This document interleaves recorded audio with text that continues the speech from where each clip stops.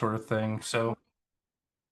Getting started, this is all sponsored through the Google Consortium of Cybersecurity Clinics. So DSU has a grant to do a variety of different, or provide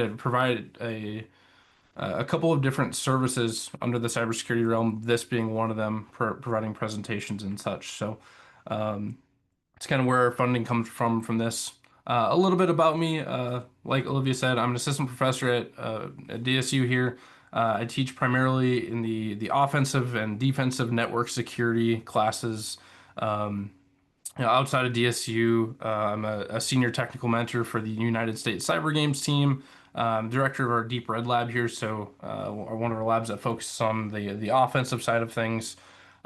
Prior to being full time at DSU, I was a red team operator, so a professional hacker for the Department of Defense, providing services across the DoD for a couple different organizations, and have a lot of different certifications and different trainings within the offensive space. So a lot of my experiences on the offense side. So today we're going to talk a little bit about cybersecurity across industries. I know we have a variety of different folks in here. I'll talk have some numbers generically across many of them. Talk about some of the threats that we deal with and some of the things that we see when it comes to, let's say, phishing and scams and things like that. And then talk about best practices and defenses. So, as we start browsing or as we start using devices, whether it be for our professional or our personal lives, some of those things that come into play. So, getting started with that, right? One of the things that we're going to talk about here in a second are incidents, breaches, and vulnerabilities. So, just to kind of clarify, when we talk about an incident, we're talking about an event that compromises the integrity, confidentiality, or availability of some sort of asset, right? So, um, whether that be our data, our phones, our laptops, iPads, anything of that sort. And then separately, breaches is an incident results in confirmed disclosure of data to an unauthorized party. For a variety of industries, the difference doesn't matter. So either way is bad. And in some industries that you may know of, it is significantly more difficult, or there's much more to deal with when there's a breach instead of just an incident. And then vulnerability, we talk about a weakness in our systems in some sort of way, right? One of the things I like to point out here is when it comes to a vulnerability, it's not always these really cool memory bugs that happen in like operating systems or our phones or things like that. Sometimes it's with our people and our policies and procedures where we have these problems that may be the source of a bigger issue. So across the industries, we can look at the Verizon Data Breach Investigations Report. This is really a good report to kind of look at, like, if you want to break down what's happening publicly across the world or across the nation, and across industries. So the aggregate they show is over 22,000 incidents and 12,000 breaches in the most recent report, which is pretty significant. And this is, again, across all industries, so it's not specific. With the majority of the threat actors being external, as you look across the industries, it really is pretty close to about two-thirds where threat actors aren't external. The counterpoint I always like to make, and something that we talked about a lot inside the Department of Defense, is about a third of that is still internal. So we can look at things like insider threat as a problem, as something that we need to be ready for and be prepared for. And when we talk about insider threat, it's not always something happening on purpose, right? It's not always someone doing something purposely malicious. Sometimes it's not intentional, and it creates problems for us. The majority of these are definitely financially motivated, something to the tune of 9 in every 10, so around 90%. Obviously, the big thing that we all are seeing in the news and have been seeing in the news for a long time now is ransomware, which is where the trend is going, and continues to move the needle of, most of these things are for financial purposes. And then when we look at the types of data that's being compromised, it's everything. When you look at different threat actors and what they're targeting, um, a lot of them are just trying to take everything that they can. There are threat actors out there that are very specific and intentional in what they take. But we don't exactly get the choice of who attacks us and who takes our information. So that's something you can always you can go grab the report and read through that if you want to see some information and some numbers specific to your industries. It's out there and freely available. So getting into some of our topics when it comes to cybersecurity, digital hygiene, the first one's always password, right? Making sure that we have long and random and unique passwords. And this is not only, on your work or professional passwords, but also on your personal ones, right? As an attacker, one of the first things that we do as we're going through machines after we've gained access is start to try and find passwords for different things. And if I find a password for one of your personal accounts, I'm going to try it against your other accounts and against your professional accounts as well. Right. So when we look at that last one on there being unique, a password being used for only one account, that's a big thing is to make sure that we're not reusing passwords across all of our devices. And I know this is probably not new to everyone here if we want to make sure that we use unique passwords. On top of that, making sure that they are a little bit longer. CISA recommends at least 16 characters. Your organization may have different requirements. Maybe it's 12 or 14. But generally, we want a little bit longer password so that it is much more difficult for an attacker to crack the hash if they were to find some sort of password material that's not in clear text. Right? That length makes it much more difficult for us to use that. And then obviously the randomness. So we want to make sure that we have a variety of different things. So your uppers, lowers, numbers, symbols, all of that included in your password. And the way that the trend is moving is to recommend a passphrase instead of a password, right? A little bit easier to remember when you have 4 to 7 random words that might be a little bit more memorable. Obviously, another good recommendation if you aren't using passphrases and can't remember all of your different passwords, if you're like me and you have something to the tune of 400 different passwords across everything, we might want to switch and look at using a password manager, right? There's plenty of good password managers out there that are freely available that can be used in an organization, kind of just digging in to see which features or which operating systems that support your needs that a password manager has. Um, Right. So again, password managers is probably the best here, but if we don't, we want to focus on passphrases where we don't reuse same passwords.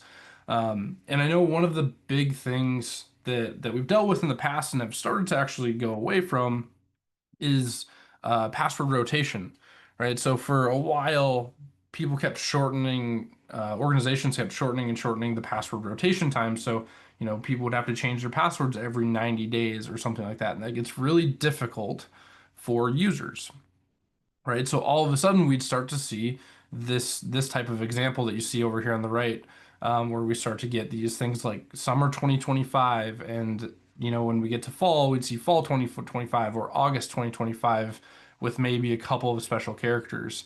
And from the attacker side, right, this was noticed, and years ago there was a project created by some folks over at a company called TrustedSec, and you can see it at weakpasswords.net, which is where my screenshot's from here.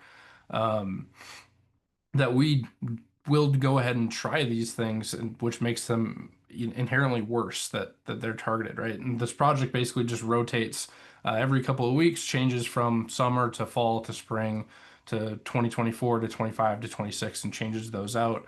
And those are things that we as attackers, malicious or not malicious, will test in an organization to see if we can get some kind of low-hanging fruit and gain access to accounts that way. So passwords being important, secure browsing, something you've probably all heard of.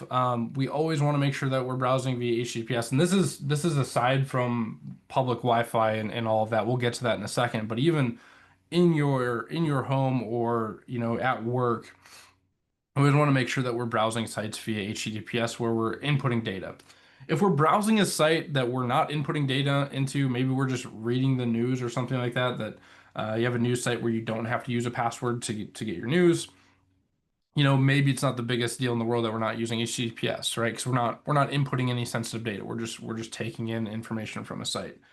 But if we are inputting any sort of sensitive information such as username and password, we want to make sure that we have HTTPS. And I have two screenshots here um, down below that are from specifically from Chrome. So they may look slightly different depending on your browser.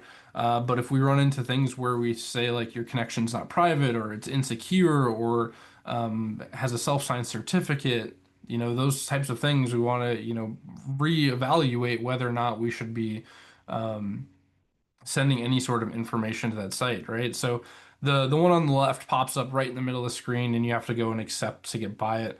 But the other one on the right is up in the URL bar from an example site. We see the not secure with the cross through the HTTPS in red. We want to make sure that that's not the case when we're going to any of our accounts where we're assigning in or inputting any sort of sensitive data. Um, and sometimes this doesn't, it's not as noticeable as maybe as it should be. We would hope that both things would be popping up, but sometimes we just see in the URL bar that this is crossed out. So to make sure that we're always on HTTPS, we always want to verify, take a look up at the URL bar, make sure we don't see this not secure. We also want to avoid downloading things from unknown sites. So whether it's software, whether it's Word, Excel, PowerPoint, Office documents, I want to make sure that we're like downloading those from known sites, and especially not following links from emails to go and get them as best we can. I know a lot of business happens over email, and a lot of links and a lot of things get sent, but we want to be very careful of that. We want to make sure we know where our data, our Office documents, our executables, things like that are coming from. And again, making sure that if we are pulling it from a site, we don't see these sort of problems come up.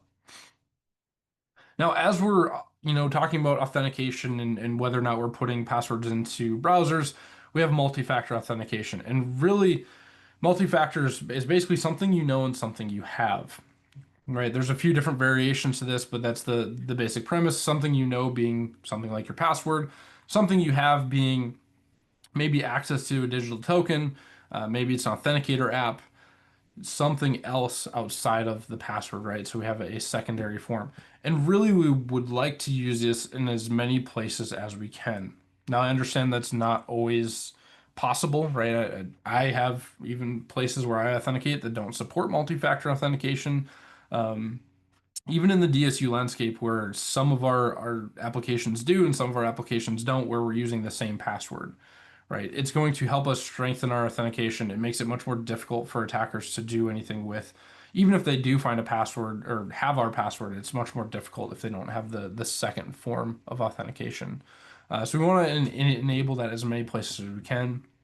And if you've used multi-factor, which I'm sure many of you have, there's a variety of different ways that you can use it. Sometimes you can get a text message, sometimes you can get a phone call, and sometimes you can use an authenticator app. Usually those end up being the most secure, and the best way forward is to use those where possible, is to either have an authenticator app or some sort of token that allows you um, to to have that something you have that second form of authentication.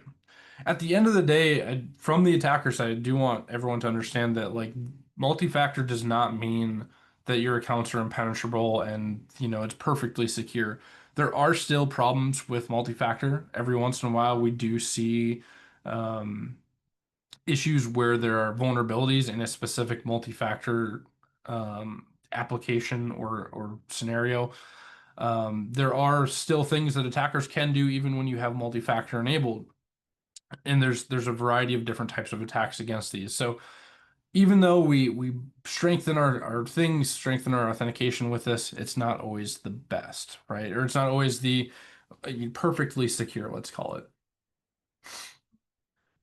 One of those things that can make it not perfectly secure, it comes from social engineering. One of the things that we can do when we get into like phishing and sending scam emails is get people to enter those multi-factor tokens into our malicious applications, right? Which would allow us to gain access to, possibly parts of your whatever application we're targeting here. But when we get to social engineering, we're talking about the act of attempting to get another person to perform an action in favor of the former. So we're trying to get someone to do something for us as attackers, right? And in technology, it takes a lot of different forms for various reasons. And again, going back to one of those initial slides I talked about, most things are financially motivated, right? Where we're trying to gain access to an organization to maybe install ransomware, or a lot of the things that I'm sure you all have seen, whether it be through email or text or phone calls. They're trying to get um, PayPal information, or they're trying to get you to send cash or money via PayPal, Venmo, Cash App. They might be trying to get you to send gift cards so that they can try to sell them, right? Again, most things end up being financially motivated uh, when it comes to any sort of social engineering. In technology, we see it again through our phishing, mass mailing, spear phishing. We see it on social media. We see it through phone calls with vishing or text phishing. Without technology, there are ways or there are things that we still classify as social engineering, right? Whereas we could, like me as an attacker, could walk up and ask to borrow a phone to make a phone call and then maybe quickly install something on it.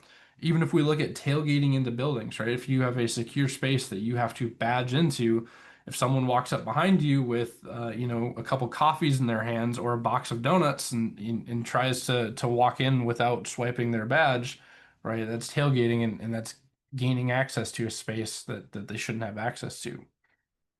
Same with shoulder surfing in public areas, right? So in a little bit here, we'll talk about, browsing when you're in a public space, whether that be in a hotel, airport, coffee shop. But in a public space, if someone's looking over your shoulder, they may be looking at some of the things that you are inputting into your device, which could be a password. The main one we're going to focus on here for a couple of slides is phishing, right? It's the thing that we see the most. Hopefully, our spam protection stop most of it, but even here at DSU, I still end up seeing stuff that gets through all of our different spam protections through this mass mailing style of phishing, right? There are specific attacks where we talk about spear phishing, so that's a little bit more targeted towards like one specific person. But as an attacker, as an offense person, I'll tell you, like when we would try to do this against organizations, we would take the approach of doing both, where we do mass mailing against a group of people within an organization with a specific context, but then also look at those people and try to fish them individually by creating tailored content to try and get them to take that action, right? Again, in social engineering, we're trying to get someone to take an action in the favor of the former. So that mass mailing, maybe we're trying to get you to download an executable and run it. Maybe we're trying to get you to open a Office document and run a macro, or allow it to run whatever it's going to run. And same with spear phishing. Both uh, can run the same type of thing depending on the content of the messages that we're sending. So some fun ones in the middle here. When we start to look at phishing, again, we've all seen variety of phishing attempts from, email to text to phone calls. I have a couple of examples here. Some of these are copy pasted directly from my own inbox, and some of them are written to look specifically at a few different points, right? So as we go through these, the thing I want you to think about as you're reading them is what are the things that make them good phishing examples and what are the things that make them bad phishing examples. And when I say good, I mean, good as in they'll get us to take the action, or bad as in the things that make them obviously phishing or obviously scams um, as we go through them, right? So starting off with this one, you've received the privilege of YouTube Red, being one out of 1,000 recipients. We'll need information in your location address to receive the prize. Congratulations, YouTube. This is an interesting one. Again, as we start to talk about scams, one of the things we talk about is winning prizes, right? Prizes have been a big one in scams for a very long, long time. Um, Without even getting to the quid pro quo types of things where we see people trying to send money in. This happened before this. So the YouTube Red was what YouTube Premium was called for a short time. So legitimate name here. It is that old, again, copied directly out of my inbox, but winning something obviously being a big red flag. Um, the way it's signed, we need to look at that. We see a typo here missing an S. So typos when we look at spelling, grammatical issues. Those are kind of signals. They're not always perfect, but we start to rack up red flags here of what's to look at and what we shouldn't be clicking on. Another one is asking for strange information. We see location, address when they clearly already have my email address. That should be the one associated with my YouTube account, right? So lots of red flags in this first inbox. Very similar one here. We see something like you earned Spotify Premium free for the next 3 months. Please enter your email here to claim your reward. Again, winning a prize. We see some very generic heading, right? Not even my name. Uh, this is another one, interestingly enough, that was copy pasted directly out of my own inbox. So the asterisk here, asterisk, actually was a link that I had to pull out so we didn't have slides floating around with real malicious links in them. Um, but again, we see the you won something.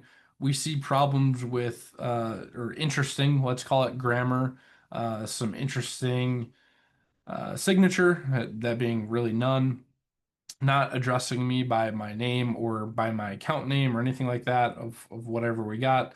So another one, very clearly phishing. Now these next couple are interesting because they're I've written them, but they're mimicking real um, examples that we get with some of the services that we use. Okay, so for example, we see, hey Tyler, we noticed a new login from a device you don't usually use. If it wasn't you, you can secure your account by clicking below. Say so again, this one's written. DSU doesn't actually do this, but if you use services from Microsoft, if you use, Google will do this, whether you're trying to sign into Gmail or YouTube accounts. Um, LastPass will do this as a you know password manager will do this type of thing if you either sign in from a new device or if you sign in from a new location, right? That's very far away from where you are. So if you've ever been traveling and all of a sudden like you need to log into something and you get a pop-up or an email that says, "Hey, someone signed in from Baltimore, Maryland. Was this you?" Right? Now, what I've done with this is I've reversed the logic to what those normally are. So they normally say, if this was you, you can ignore this email.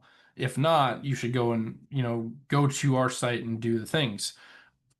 But by reversing this logic, I'm creating the action for the user to take in the fish and say, hey, you need to go to this account or account reset and fix this problem. Right? And now we start to kind of add on to this. This is my like the basic example. All of a sudden we make a small change, which if you notice it, it's very small and it's something that attackers will do, where we'll take a domain name and we will go and buy a different top level domain version of that domain name. So for instance, you see instead of dsu.edu, we see the change to dsu.com. Again, just using DSU as an example here of, something that we could use. If I was mimicking Microsoft or Google, I would be going out as an attacker, I'd be going and buying domains that mimic the real URLs that we would get in those types of emails. And then we can take it even a step further. So we could make it look like this, right? So emails allow for HTML formatting. Within the HTML formatting, we can hide links, which can hide redirects, and make it very, very difficult for us as a user just opening an email to go and find out, right? So, as a part of hopefully security training that maybe you all have gone through your organizations, maybe you haven't, right? We don't want to just click on HTML links that show up like this. We want to verify where it's taking us, and then be very careful and verify that it's not something like this, where it's not saying dsu.com, or in the case of like Microsoft, microsoftonline.com is the real URL or a real URL. And I'm not taking you to like microsoftonlinelogin.com, right? Changing that URL very slightly. So we want to make sure that uh, that we're looking at that URL. The other one that we probably all have seen is the redirect link. So when you look at like Bitly or Google does link shortening, tiny URLs, those sorts of things, we see that here. And what we want to know here is we want to know where this is actually going to take us, right? We know that these are redirects. They take us somewhere that's not this. So without going to those, we want to make sure that we can go and check those. So oftentimes inside of like Outlook or Outlook Online, if you hover over them, sometimes they'll show you the redirect. You can also go out to these sites, right? So if you get this Bitly link, you can go to Bitly and paste this in and say, where does this actually go? And it will show you the real URL. So again, we can go and look um, to say, where has this gone? So I kind of messed up. I started changing the addresses and didn't change both of them this. Um, so when we get to the best practices, obviously we want to read the email, look for red flags such as spelling, grammatical errors. We want to check the URLs to make sure that they're not hidden behind some sort of HTML formatting, some sort of URL masking techniques like subdomain extension or link shorteners, those sorts of things. Anything urgent, convincing, we also need to be wary of and make sure we slow down. As an attacker, I will likely send things in the phishing realm that are meant to be urgent to get you to try and take the action without thinking through what's going on. Right? I kind of want to rush you and get you to take the action before you double check for yourself, before you go and ask somebody else to verify the URL, the email, the whatever, right? Before you verify the sender, where we're checking that email address, not just the name, right? When you look in Outlook and you see that name next to the email address, well, the name can be spoofed, right? The name doesn't actually matter. We can put whatever we want there as attackers. You need to verify the actual email address that's showing up inside of the email, right? And then making sure that it's someone that you actually trust when you're doing whatever you're going to do for them. So all very important when it comes to email best practices, and always important to slow down and read carefully when emails are coming from people that you don't expect or asking you to do something. Public Wi-Fi, obviously, many of us travel for work, travel during work hours. We're working on the road. If we get to places where we want Wi-Fi or using Wi-Fi, um, right? Coffee shops, airports, hotels, anywhere that's not home or work, or your own personal hotspot off your phone, right? We need to kind of think carefully about what we're doing here, right? So going back to what we saw before with secure browsing, making sure that we have sites that are using HTTPS as we're browsing them, probably not entering personal information. Um, Consider using a VPN if your organization allows for that or has that available for you. We don't want to enter personal information. We want to make sure that we're using any, multi-factor, two-factor authentication when we're using those sorts of things. Not using file sharing features. Consider using your mobile data instead of things like coffee shop or airport Wi-Fi. And then also in public, going back to the social engineering spot, making sure that if we're doing something where we're entering personal information or secure information, making sure that no one's really like looking over our shoulder and watching what we're doing. So it's something we always want to be wary of as we're on the road and connecting to different Wi-Fis. If you do have to deal with some sort of malware or ransomware, one of the big things right away is thinking about preventing the spread. So if we have network connections and external drives, we typically want to disconnect those to prevent the spread. Alert any IT personnel and follow the procedures that they give you.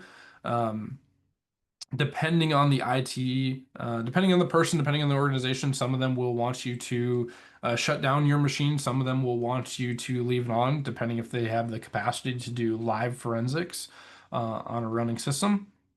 But we want to immediately alert them, right? Even if we're the ones that are at fault, right? If you follow a link in an email and all of a sudden bad things are happening on your computer, right? You don't want to try and hide it because giving attackers time only makes these problems worse.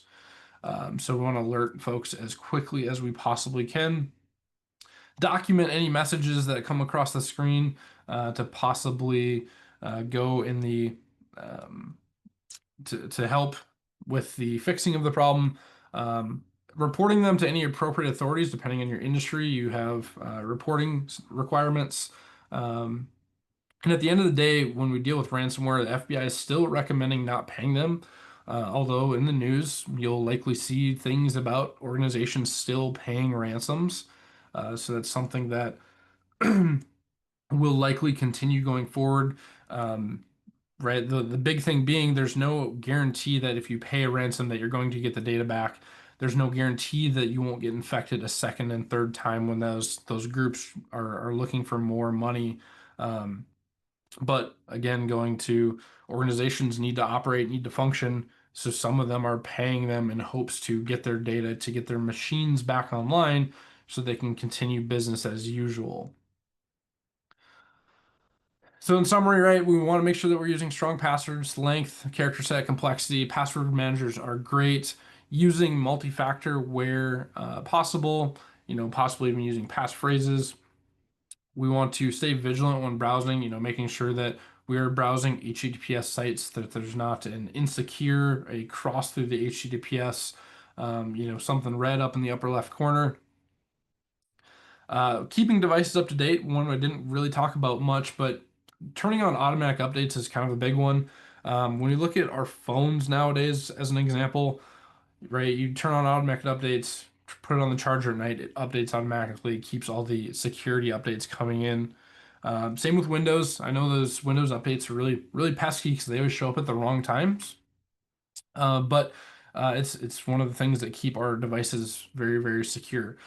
One of the things that I've seen over my career is like Microsoft Windows getting so much better at being secure.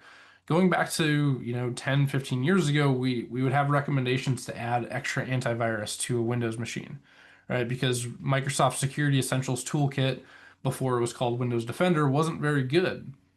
Right now, we have Windows Defender, and Windows Defender's gotten a lot better. And when Microsoft has put a lot of attention into how they keep that up to date, right? To an extent where me as an attacker, I've created malicious things and put them on Windows machines, and seeing those get blocked within a couple of days across other devices. Meaning that when you have a Windows device, it's pushing things that it sees up to the cloud. Microsoft is doing analysis on those, and when it finds malicious items, it's then creating new signatures to push out to everyone's device within days, right? Which is very, very different than it used to be, right? So those automatic updates are things that help us out a bunch. Be cautious when using public Wi-Fi. Again, I know people use it. People are doing work on the road. We want to be careful. Using multi-factor as best we can, using VPNs where we can. And then at the end of the day, when it comes, we're working on email or something like that, any sort of correspondence where they're actually asking for anything from us, whether it's information, if it's asking for us to do something, we want to be very, very careful and pay very close attention to the context of the email, the spelling, the grammar, the email address itself, where it's coming from, all of the different factors that we have access to, all the things that we can see when it comes to that email. So, right, some really good things when it comes to digital hygiene, protecting ourselves not only from a professional standpoint, but our personal devices as well, to kind of try to stay away from any possible negative actions. So that wraps up what I have prepared for today, and we have some time left over for questions or discussion. I haven't had the chat open, but I can open that up now.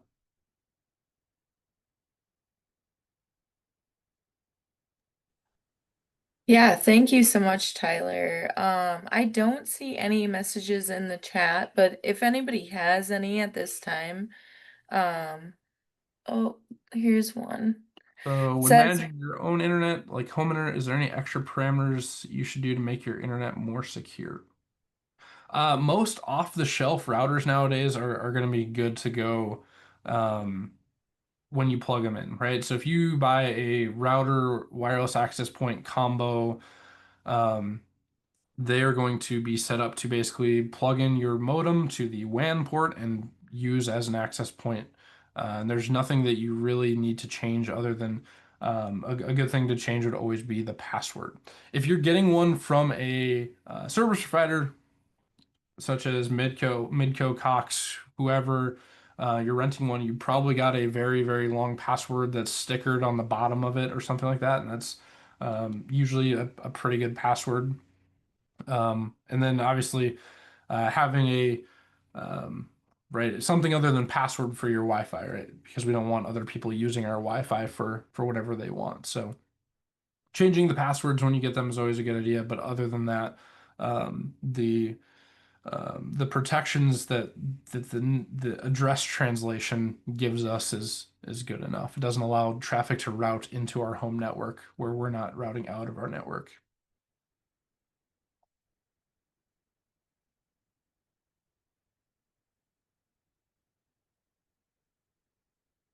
Security in terms of text messages. Um, so in terms of sending messages, like when we're conversing with other people, most of the time, right? So if we look at iPhones, where either you're texting another iPhone or you see the thing that says RCS, they do have end-to-end encryption on them. So as safe as we really need to be in terms of text messages.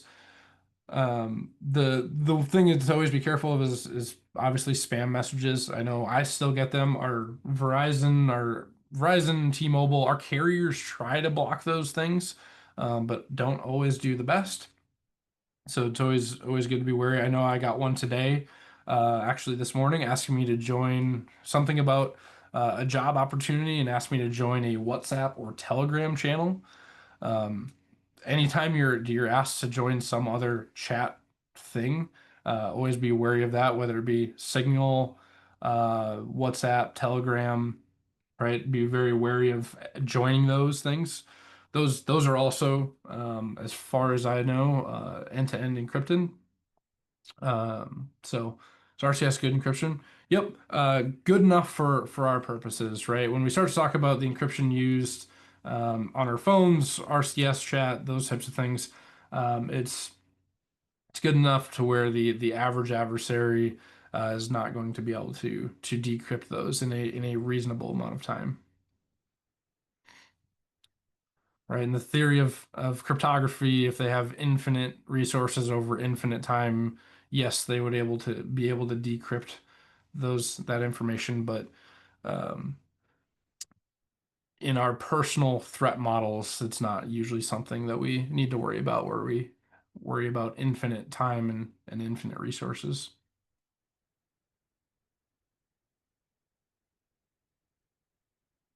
Right, right. Too much other low-hanging fruit, making sure that we have good passwords and we don't click on things in emails. Those are the big ones.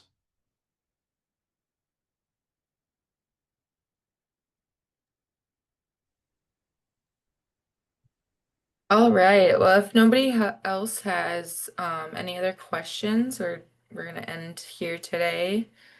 Unless Tyler has anything else to add, I think it is awesome job. Thank you. I do have one question, Tyler. In terms of the personal, the human factor, um, Grow does a great job of training staff and making staff aware of these types of messages. We share stat messages with each other to say, hey, don't, this is fishy. Good password, change our password every 6 months, things of that nature. But for small businesses, that's probably not high on their priority list or the first thing they think of when they bring on a new employee. Is there like a checklist somewhere or like that people could access to say, here's what you should do when you bring a new person into your organization in terms of cybersecurity? That I don't actually have a good answer to. I would have to do some digging. CISA might have some recommendations on that because they do publish a decent amount of work for small businesses. Um, but not that I've seen. That's a good question though. Maybe that's something we need to develop and Yeah, on be a our resources. good one to work on. Until then, they just have to come and watch this recording. Yep. Great question. I think that's something that if Tyler does end up developing that, then we could definitely add it to the repertoire. So, Yeah. It'd be something for me to look into. yeah, really. You could be the creator of it, and then you could, have it blasted all over, listed all kinds of places, and get, credit for that. So I just wanted to mention also, we do have some upcoming events. Kelly is going to be hosting an online QuickBooks training on August 27th at 1 p.m., I believe. Yep. Correct me if I'm wrong. And then also we have coming up in person, identify the fraud classes. That's going to be in DeSmet, Redfield, and one other location that I can't call off the top of my head. So I will put our website in the chat there if you're interested in it. Otherwise, everybody have a great Tuesday. And we'll post, we have trainings like this once in a while that we post out too. So, and if you want to look back at this, we will also have it on our YouTube and also send it out to you after we're done here. So thank you. And Olivia, I'm going to add one more thing to the chat. The Northern Startup Center, Northern Innovation and Startup Center, is hosting their Technology and Entrepreneurship Summit. And that is on September 24th. Awesome. And I'm going to just put in the chat their website. They have some really great keynote speakers, and one is kind of in the area of cybersecurity. So for those of you that want to learn more about that, there you go. Kendra's already posted the exact direct link to the website. Awesome. Love And that. Kendra, if you wanna chime in and say a little bit more about the speakers, you probably have it more off the top of the head than I do. So Yeah, no, And just Sandy's got it in there too. my camera's not working, but it's going to be a great event. We have our tech speaker and our entrepreneurship speaker. Entrepreneurship, he's more about like placemaking and innovation and seeing where you're at and making it feel like home, and really like creating spaces for innovation. And then our tech speaker, he's an AI expert. He did a fellowship with NASA recently, so he's going to be really cool to have in. And he's very good at like talking about AI in a way that everyone can understand it. I know sometimes it just goes right over my head, but he's really good about that. So I'm excited, and we invite all to attend. Perfect. Thank you so much, Kendra. and that's available in person on campus at Northern State University, or there's also a virtual option. So check that out Yeah, for those of you thank you, that might Tyler. not be right in our neck of the woods.